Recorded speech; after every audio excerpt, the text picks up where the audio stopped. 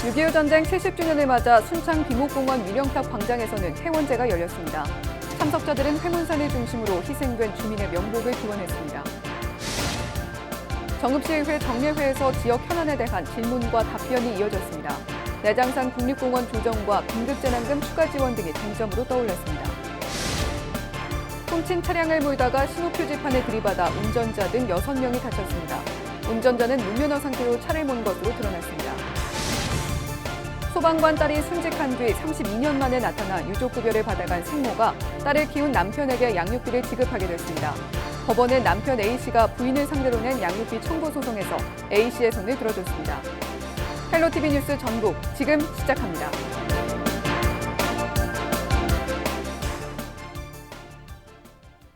여러분 안녕하십니까? 헬로티비 뉴스 전북입니다. 6.25 전쟁 70주년을 맞아 순창 비목공원 위령탑 광장에서는 해원제가 열렸습니다. 6.25 희생자 유가족 등 100여 명은 전쟁 당시 회문산을 중심으로 희생된 지역민의 명복을 기원했습니다. 올해로 15번째 열린 해원제는 추념사와 추모사에 이어 분향과 헌화를 하는 순으로 조촐하게 치러졌습니다. 김제 지역 6.25 전사자에게 화랑 무공 훈장이 수여됐습니다.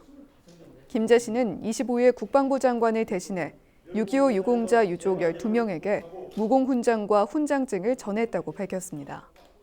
국방부는 6.25 전쟁 당시 공을 세웠지만 긴박한 전장 상황 때문에 훈장을 전하지 못한 유공자를 찾아 수여하고 있습니다. 6.25 지리산 토벌작전에 참전했던 퇴역 군인의 오래된 한옥이 육군본부와 사회복지 공동모금회 후원으로 새롭게 지어졌습니다. 남원시와 육군본부는 금지면 이밤리에 사는 배용춘 참전 유공자에게 제353호 나라사랑 보금자리를 마련해 준공 행사를 가졌습니다. 올해 91세인 배 씨는 지난 1952년 22살 나이로 군에 입대해 1957년 하사로 전역했으며 6.25 지리산 토벌작전에 참전했습니다.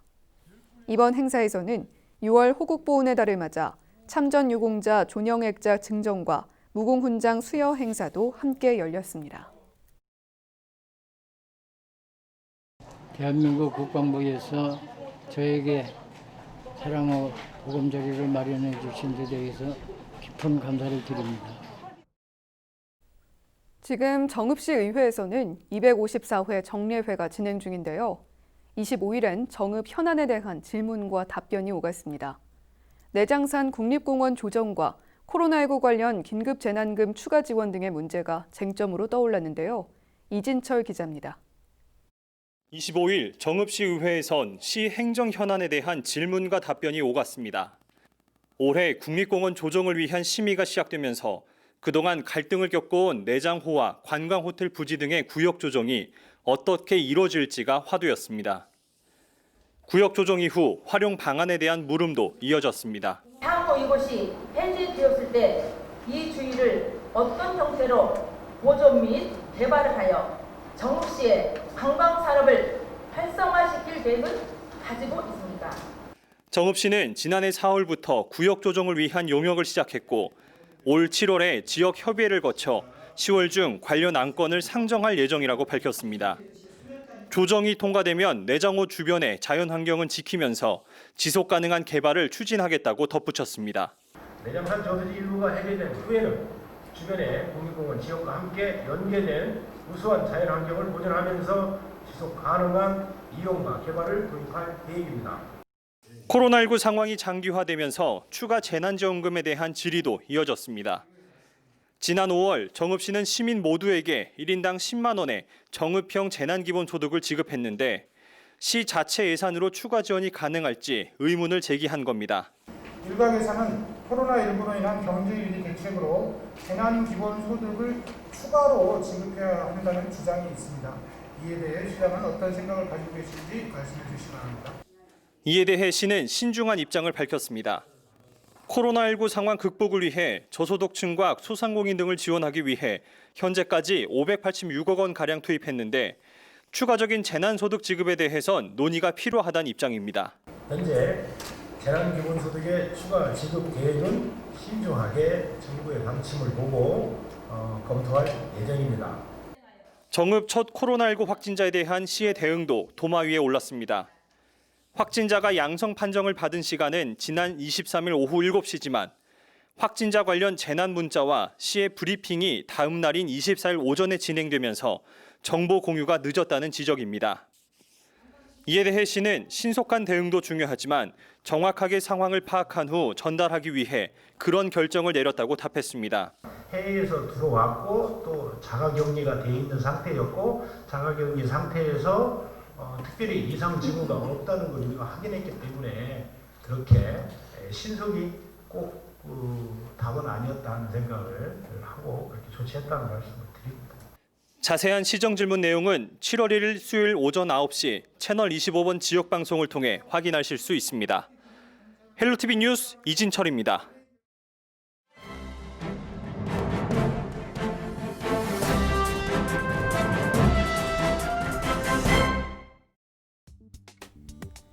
신문 브리핑 먼저 전북일보 기사입니다.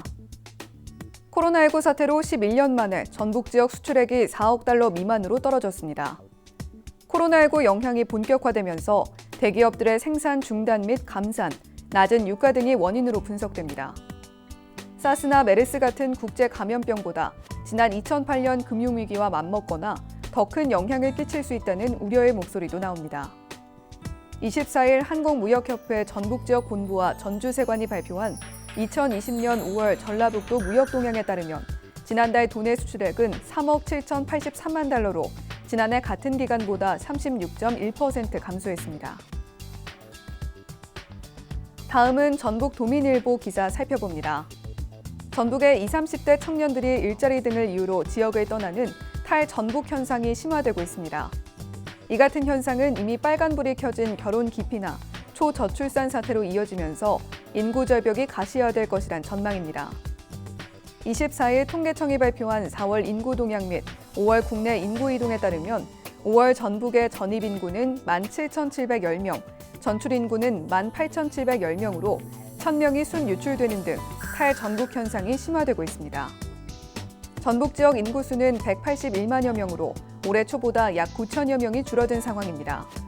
순 유출된 인구 가운데 상당수가 15세에서 29세 이하 청년층으로 타 지역으로 떠난 청년 인구는 약 5천여 명에 달하는 것으로 알려졌습니다. 지금까지 신문 브리핑이었습니다.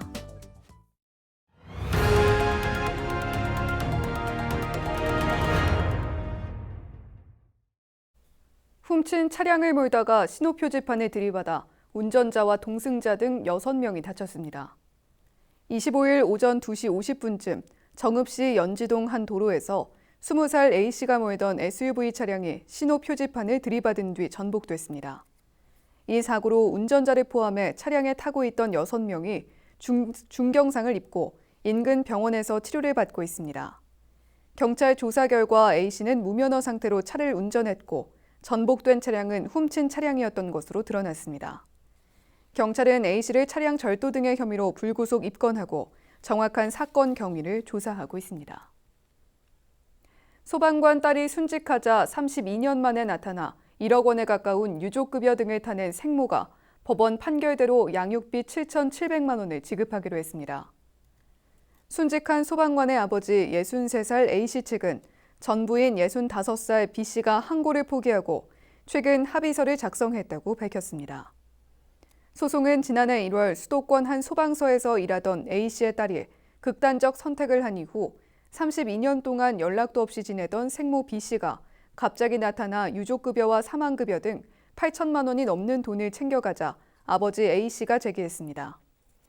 A씨와 B씨 사이 소송은 지난 12일 전주지법 남원지원 가사 1 단독 홍승모 판사가 B씨에게 양육비 7,700만 원 지급을 명령하면서 끝이 났습니다.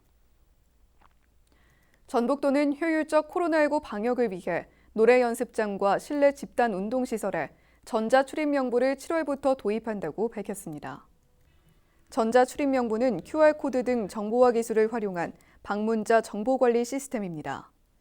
전북도는 개인정보 유출을 방지하고 확진자 발생 시 신속 정확하게 접촉자를 파악하기 위해 이 같은 시스템을 도입하기로 했습니다. 전북 지역 의무 적용 시설은 노래 연습장 806곳과 실내 집단 운동시설 127곳입니다. 전북도의회가 직속기관 명칭을 일괄 변경한 전라북도 교육청 행정기구 설치 조례를 재의결하자 전북교육청이 반발하며 소송을 제기할 전망입니다. 전북도의회는 최근 정례회에서 전라북도 교육청 행정기구 설치조례 일부 개정 조례안 제2요구안을 재의결했습니다. 이에 반발한 도교육청은 개정 조례안 무효 확인 소송을 대법원에 제기하고 개정 조례안 재의결 집행정지도 신청할 방침이라고 밝혔습니다. 이에 앞서 진형석 도의원은 지난해 도교육청 8개 직속기관의 명칭 변경안을 발의했습니다. 도청 소속인지 교육청 소속인지 도민들이 혼란스럽다는 이유에서입니다. 이에 도교육청은 교육감 권한 침해 등의 사유가 있다고 판단해 제의를 요구했지만 도의회는 다시 원안을 의결했습니다. 정읍시가 2030년 도시재생 전략계획을 변경해 전북도의 최종 승인을 받았습니다. 2015년 12월 최초 수립된 기존 도시재생 전략계획은 중앙로 터미널 역세권과 초산 활성화 지역 등 3곳을 활성화하겠다는 내용이었습니다. 계획안 변경에 따라 신태인역 주변과 태인향교 주변을 포함해 모두 14곳이 도시재생 활성화 지역으로 지정됐습니다. 계획 보고서는 시청 도시재생과에 방문하면 열람할 수 있습니다. 고창군이 코로나19 이후 맞닥뜨릴 농업 변화에 대해 청년 농업인들과 대화를 나누는 시간을 가졌습니다. 유기상 군수와 청년 농업 CEO로 이루어진 고창 청년 벤처스는 고창의 농업과 식품 산업을 살리기 위한 다양한 의견을 나눴습니다. 유 군수는 간담회에서 고창에서 나온 농산물을 전 국민에게 각인시켜 지속 가능한 농업을 유지하도록 함께 노력하자고 말했습니다. 김제 지평선 학당이 공무원 시험 준비반 수강생을 추가 선발합니다. 김제시는 지평선 학당 공무원 시험 준비반 하반기 수강생 16명을 추가 선발한다고 밝혔습니다. 김제에 2년 이상 주소를 두고 18살 이상이면 지원할 수 있습니다. 지원을 희망하는 사람은 시청 홈페이지에서 응시원서를 내려받아 작성한 뒤 다음 달 17일까지 지평선 학당에 신청하면 됩니다.